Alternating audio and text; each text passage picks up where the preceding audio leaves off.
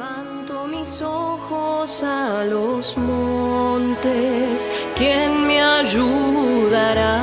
La ayuda me viene del Señor, por su gran En la vida compasión. de San Juan Pablo II, y no solamente en su vida como papa o en su vida como arzobispo o sacerdote, sino que la relación de San Juan Pablo II con Calvaria inicia desde su niñez.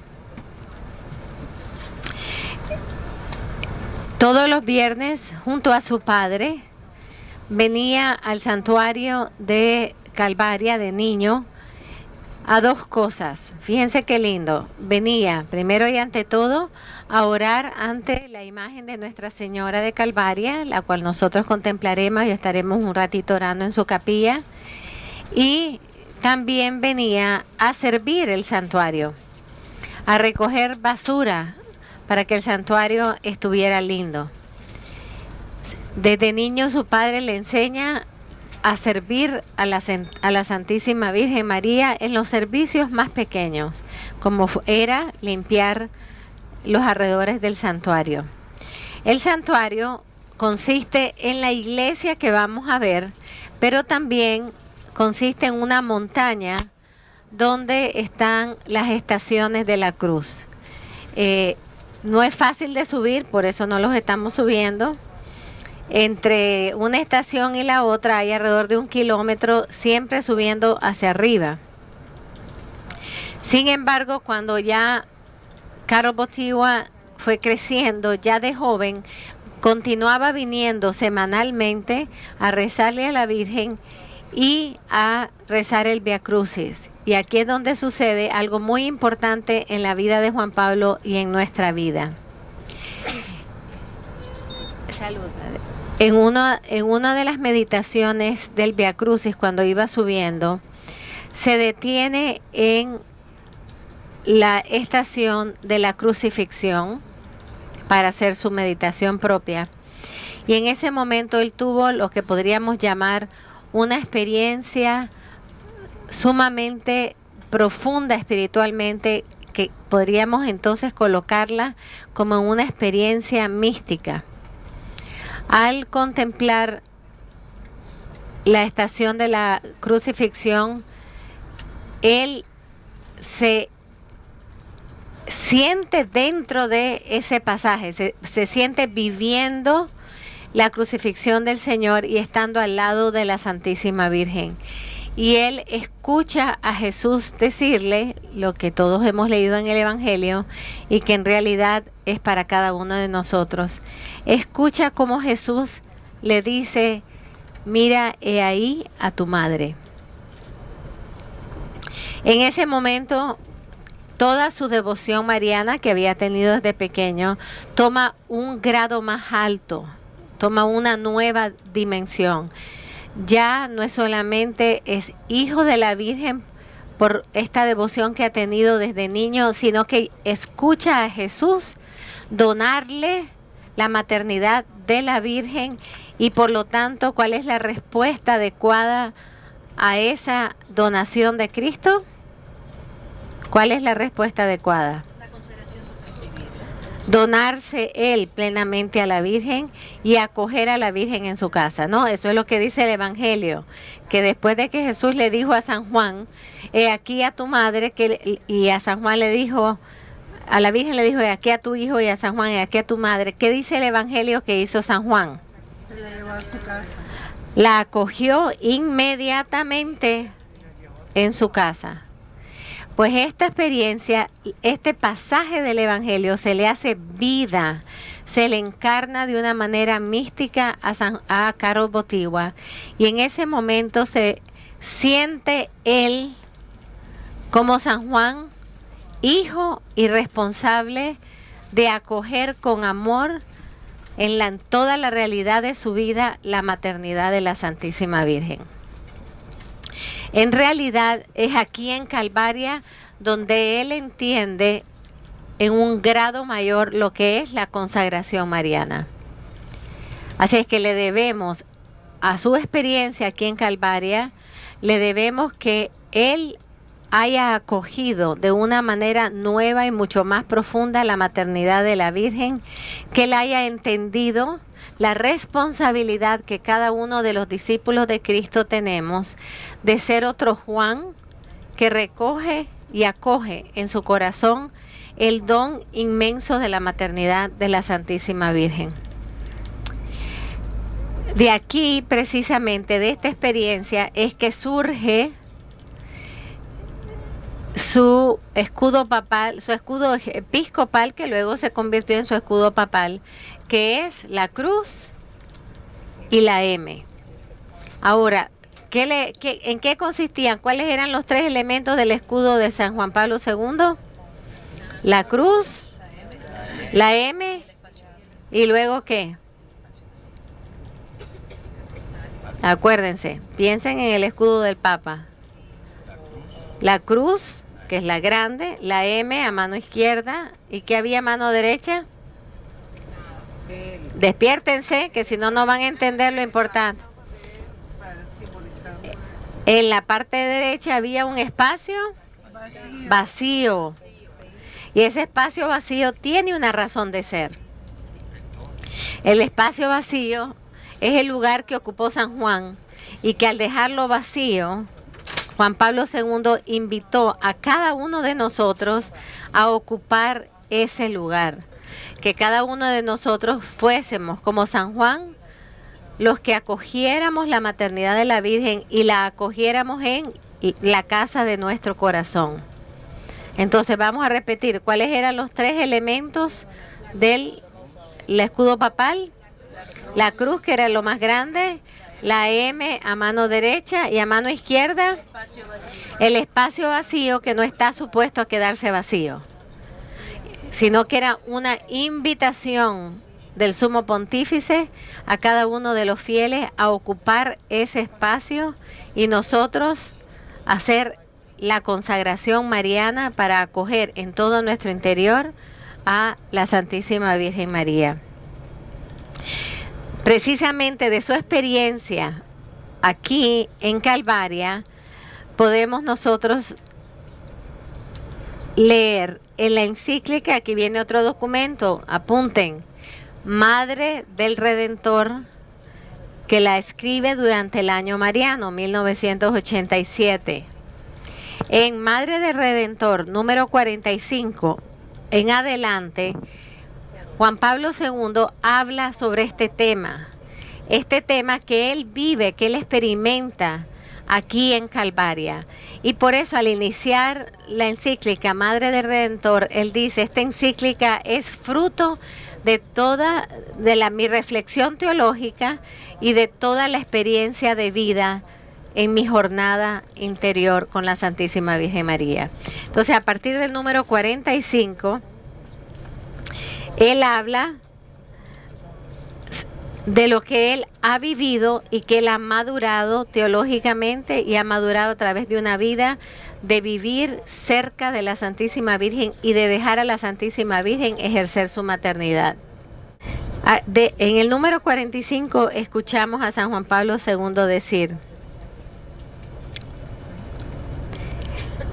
que la dimensión mariana de la vida de los discípulos de Cristo solo la podemos entender en el pasaje de esa donación sincera y total de Cristo a nosotros, que en el momento culmen de la redención, Jesús nos da a María como a su madre, y por lo tanto todo cristiano tiene, para que sea una espiritualidad verdaderamente cristiana, tiene que tener una dimensión mariana. Qué interesante esto, ¿verdad?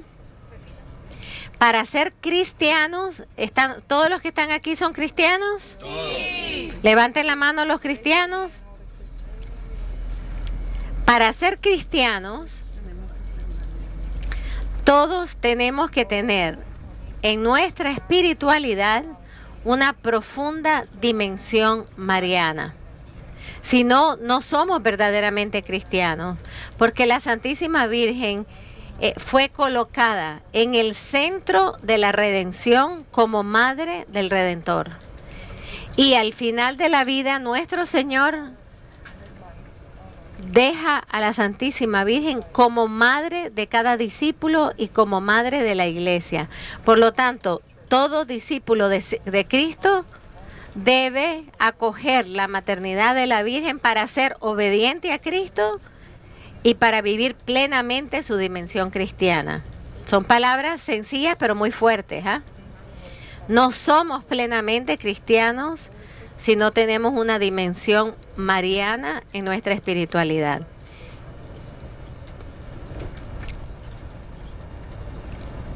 San Juan Pablo II continúa. El don de la Santísima Virgen no solo se le fue dado a Juan, que en aquel instante, o sea, en ese momento histórico, se encontraba a los pies de la cruz en compañía de la Madre del Señor, sino que la Santísima Virgen es un don para todo discípulo de Cristo que estaba representado en San Juan. El Redentor confía a su madre al discípulo, pero al mismo tiempo se la da como madre. Se la da como madre. Y esto, hermanos, aquí tal vez no tiene mucho que ver, pero se lo voy a decir. ¿Cuántas veces ustedes escuchan a nuestros hermanos separados decir que la Virgen tuvo otros hijos, verdad? Bueno, sabemos por fe y por dogma de fe, es un dogma, atención, un dogma de fe, que la Virgen fue virgen antes, durante el parto y después del parto. O sea, ¿cómo se llama ese dogma? Virginidad perpetua. A ver cómo se llama ese dogma, porque somos católicos, hay que saber los dogmas. ¿Cómo se llama el dogma de la Virgen que dice virginidad perpetua? No dice temporal, ¿ah? Perpetua, o sea, antes, durante y después. Eso, ya, con eso es suficiente. La iglesia lo ha declarado, los hijos lo creemos. Pero además de eso, vamos a ser prácticos. Si la Virgen tenía otros hijos, ¿por qué se la deja a Juan? ¿No?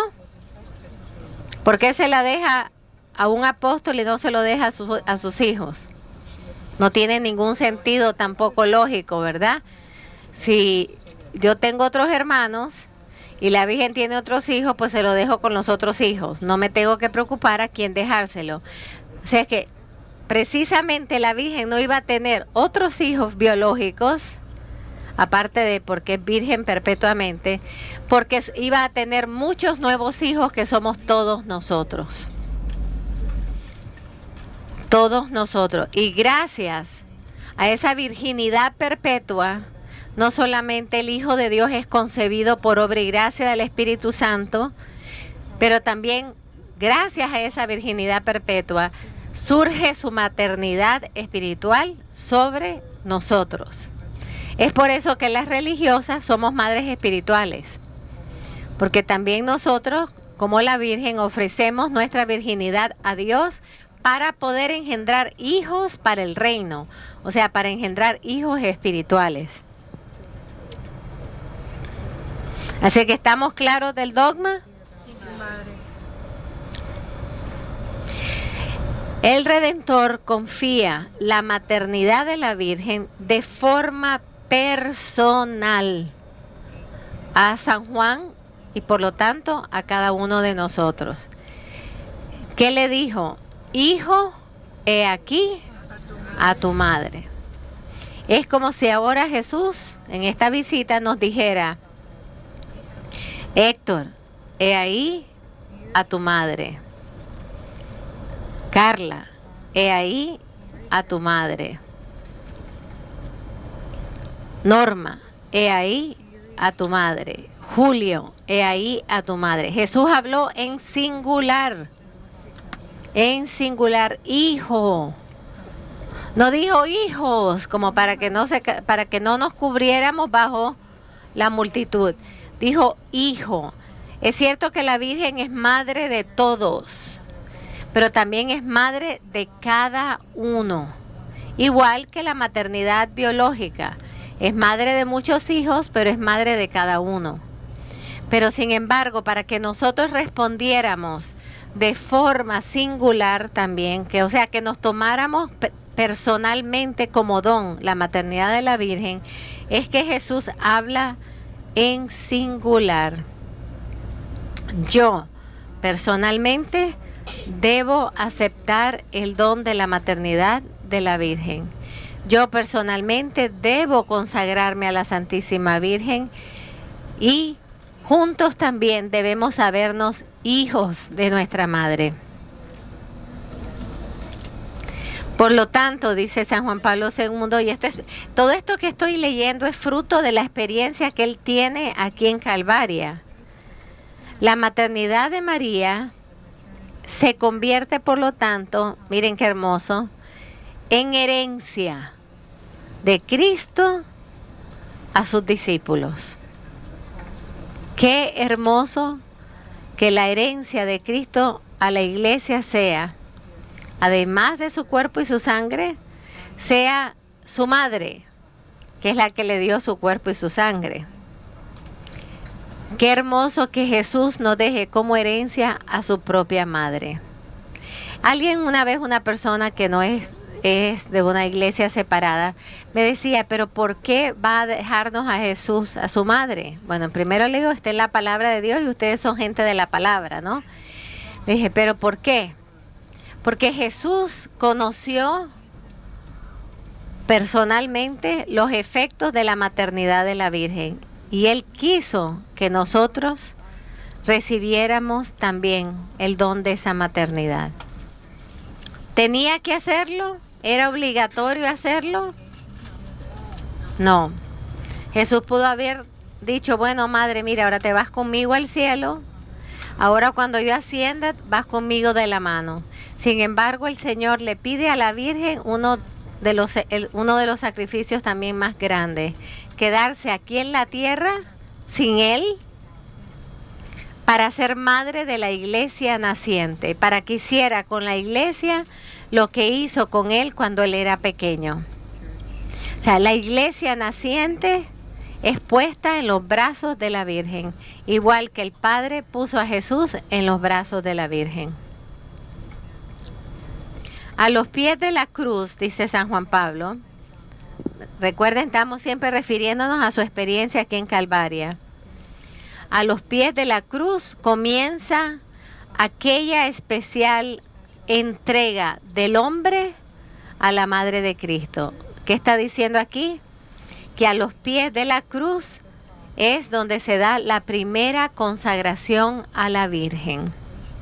Porque ¿qué hacemos nosotros cuando nos consagramos a la Virgen? Nos entregamos por entero a ella. ¿Qué le decimos? Soy todo tuyo, María, y todo lo que tengo es tuyo. Te acojo como posesión mía, dame tu corazón. Podríamos decir que, aunque no salen esas palabras en el Evangelio, cuando dice que San Juan se llevó a María a su casa, ¿qué le estaba diciendo? Soy todo tuyo, María, y todo lo que tengo es tuyo. Dice, ahí al pie de la cruz empieza especial entrega del hombre a la Madre de Cristo, que en la historia de la Iglesia se ha ejercido y expresado de modos diversos. ¿Qué quiere decir esto? A partir de la consagración de San Juan, si nosotros hiciéramos un recorrido hacia atrás, o sea, si hiciéramos un rewinding del tape, vamos a darnos cuenta cuántas oraciones de consagración se han escrito a través de la historia. Desde los padres de la Iglesia hay una profunda devoción a la Santísima Virgen y una profunda comprensión de su maternidad. Y en realidad los dogmas marianos se los debemos a las explicaciones, a las inspiraciones que tuvieron los padres de la Iglesia. O sea, viene desde los apóstoles, pero los padres de la Iglesia explican tanto sobre la Virgen, por ejemplo, como San Irineo, que le llama la nueva Eva. ¿Por qué le llama la nueva Eva? porque el nudo que ató Eva con su desobediencia, la Virgen lo desató con su obediencia. La Teotocos, la Madre de Dios. Ustedes se dan cuenta que en el año 431 la Iglesia proclama el dogma de la María, Madre de Dios.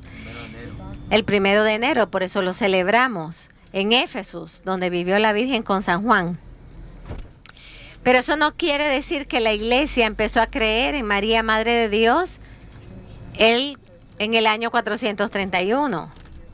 Sino que siempre lo creyó, pero en ese año lo tuvo que definir como dogma porque era muy atacada esa verdad. Generalmente los dogmas se definen cuando hay una necesidad urgente de que todos en la iglesia crean esa verdad. Y si vamos recorriendo todos los santos, hay una oración preciosísima de San Agustín, recién tiene su conversión, donde él confía su vida a la Virgen. Ya vemos una consagración de San Agustín. Y así vamos, los santos y las santas van escribiendo oraciones o van haciendo oraciones de entrega total a la Virgen. O sea, desde San Juan hasta nuestros tiempos, siempre habrá en la iglesia hombres y mujeres que de alguna manera, de alguna forma, según su propio carisma, escribirán o enseñarán la consagración, o sea, la entrega total a la Virgen. Todos los papas se han confiado siempre a la Virgen, pero San Juan Pablo II hizo de la consagración mariana un camino clarísimo y bien marcado de su pontificado. O sea que en cierta manera el Papa que más enseñó sobre la consagración y más consagró al mundo fue Juan Pablo II. ¿Por qué? Porque no solamente lo hizo con las grandes consagraciones del 82, 84 y 2000, sino que cuando él visitaba cada país, y ustedes saben que visitó casi todos los países, siempre la primera visita, o sea, la primera misa era en el santuario mariano de ese país. Y ahí coronaba a la Virgen y ahí consagraba ese país a la Virgen. Por lo tanto, el Papa que más relevancia le dio a su pontificado y con su pontificado a la consagración mariana fue San Juan Pablo II. También aquí nos dice y nos narra él de que ya siendo arzobispo de Cracovia, que fue arzobispo por 14 años, venía semanalmente a orar a la Virgen ante el ícono para traerle a la Virgen todos sus problemas, todas sus inquietudes pastorales y no se iba hasta tener la respuesta de la Virgen. O sea que él venía aquí a buscar de la Virgen sabiduría, a confiar todos los problemas pastorales que se encontraba como arzobispo y luego como cardenal. Este ícono es importantísimo en la vida de San Juan Pablo. Cada vez que vino a Polonia, las 5 veces que vino, San Juan Pablo vino aquí y tuvo tiempos de oraciones muy especiales. Rápidamente, antes que nos bajemos, les quiero contar un testimonio de él. En su última visita aquí a Calvaria, que fue en el año 2002, cuando consagró el mundo a la Divina Misericordia, él vino para consagrar la basílica. Pues estaba en el schedule venir a visitar la Virgen de Calvaria. Y aquí iban a rezar vísperas. Y había mucha gente esperando para rezar vísperas. Y él entró solo ante el ícono. Y están las cámaras viendo, ¿verdad? El mundo entero porque están transmitiendo su viaje apostólico. Y él iba a estar 15 minutos ante la Virgen, luego salía y rezaba vísperas con todos los sacerdotes religiosos y con todos los fieles que estaban alrededor. Pero están las cámaras y están los 15 minutos él en profunda oración ante el ícono de la Virgen. Y pasan los 15 minutos y no se levanta. Y las cámaras ya empiezan a ponerse inquietas, ¿verdad? Porque es mucho tiempo de silencio en la televisión. Pasan 20 minutos y no se levanta. Pasa 25 minutos, está sumergido en oración. Estuvo media hora en oración ante el ícono. A él no le importó, ni se recordó que tenía cámaras ni gente esperando. Y yo me acuerdo cuando estábamos viendo a Juan Pablo rezando ante el ícono, pero era un diálogo entre él y la Virgen. Era definitivamente visible que algo le estaba pidiendo la Virgen. Y yo me recuerdo que le digo a las hermanas, la Virgen le está pidiendo algo y le está pidiendo algo sobre el rosario. Cuando pues se levanta, ya empieza la víspera, está todo atrasado, ¿verdad? Empiezan las vísperas. A los pocos meses, esto fue en agosto, en octubre de ese mismo año, estábamos en Lourdes, recuerdo, en una peregrinación, y me llaman las hermanas y me dicen, madre, supo lo que hizo Juan Pablo II. Le dije, ¿qué hizo? Y mi corazón se vino inmediatamente a Calvaria. Y dice, proclamó el año del Santo Rosario, añadió los 5 misterios luminosos y dio una carta apostólica sobre el rosario. Esa es otra tarea. Lean la carta apostólica sobre el Santo Rosario, que es el tesoro más hermoso que se ha escrito sobre el Santo Rosario. Aquí él dice que antes, desde niño rezaba el rosario, pero que aquí el rosario se convirtió en su oración preferida. Que luego nosotros oímos, ¿verdad? Y salen un montón de estampitas. El rosario es mi oración predilecta, en la que me encuentro con todos los misterios de Jesús a través del corazón de su madre. Y ella me los explica y ella me los encarna, ¿verdad? Esa frase famosa de Juan Pablo que luego la expande en su carta apostólica sobre el rosario. Entonces ahora vamos a ir a subir a la iglesia de Calvaria para que vayamos al lugar donde está el ícono. Ahora solo piensen que si la Virgen aquí le resolvía todos los problemas a Caro Botigua, pues vengamos con todas nuestras preguntas donde nuestra madre y pongámoselas a sus pies.